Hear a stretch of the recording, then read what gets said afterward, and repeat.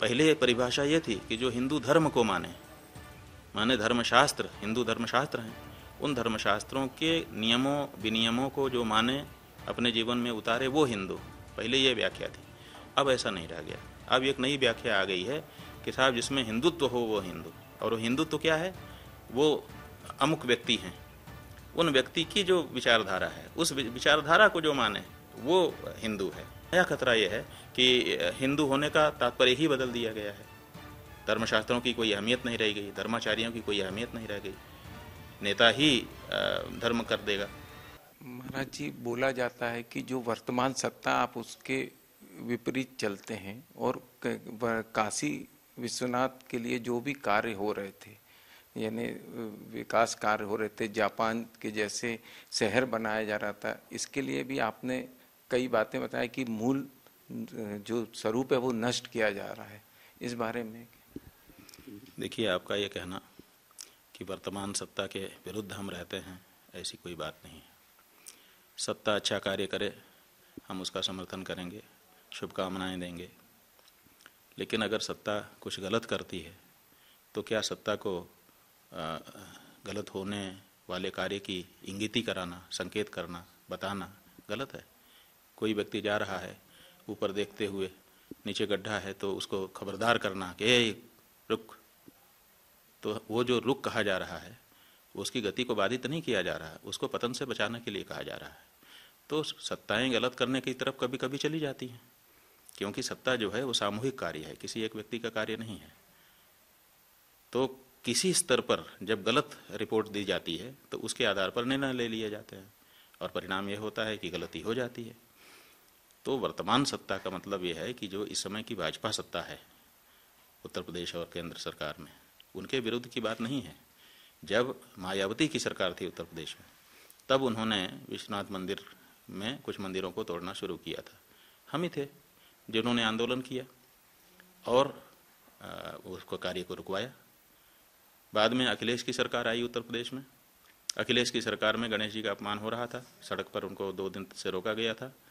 हम ही तो थे, जाकर के हम खड़े हुए। अखिलेश की सरकार ने हमको सरेआम अपने पुलिस से पिटवाया। वीडियो वायरल है, करोड़ों लोग देख चुके हैं, है ना। तो मायावती ने गलती की, सत्ता में थी, हमने विरोध किया।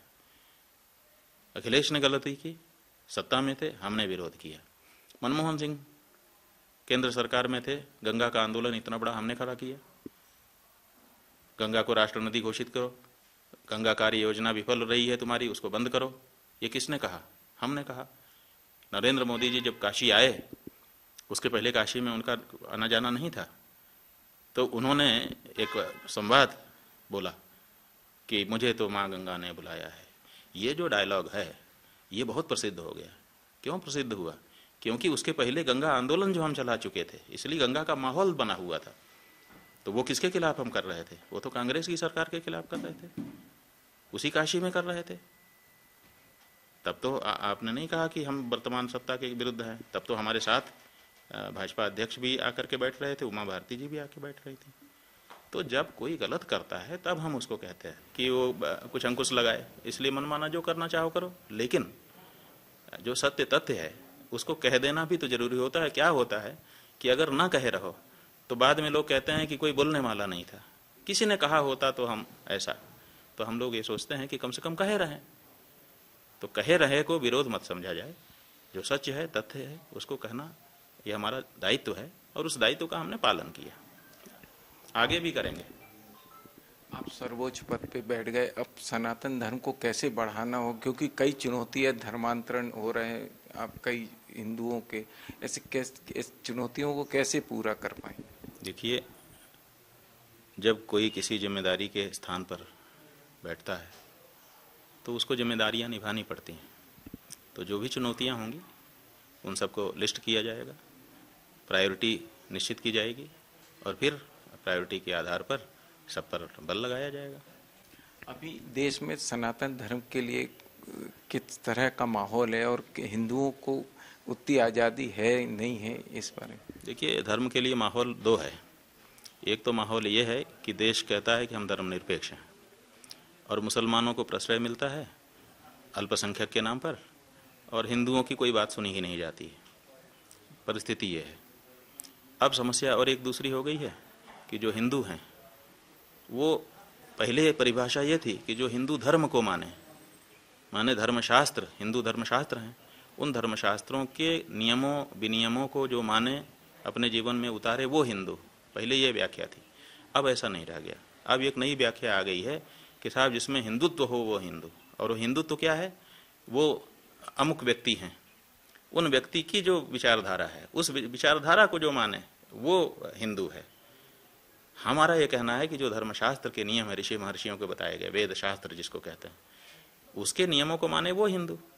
अब आ गई बात कि अमुक व्यक्ति की विचारधारा को जो फॉलो करे वो हिंदू। तो अब यही दो खतरे हैं। पहला खतरा तो यह है कि धर्मनिरपेक्षता के नाम पर भारत के हिंदुओं की उपेक्षा लंबे समय से की जा रही है, विशेष करके स्वतंत्रता की प्राप्ति के पश्चात।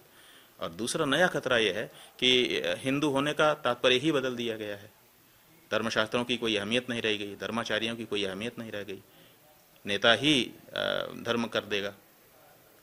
मंदिर भी बनना होगा तो शिलान्यास जो है वो नेता कर देगा धर्माचार्य का। धर्माचार्य नीचे बैठ करके प्रवचन सुनेंगे और नेताजी मंच पे खड़े होकर के भाषण देंगे।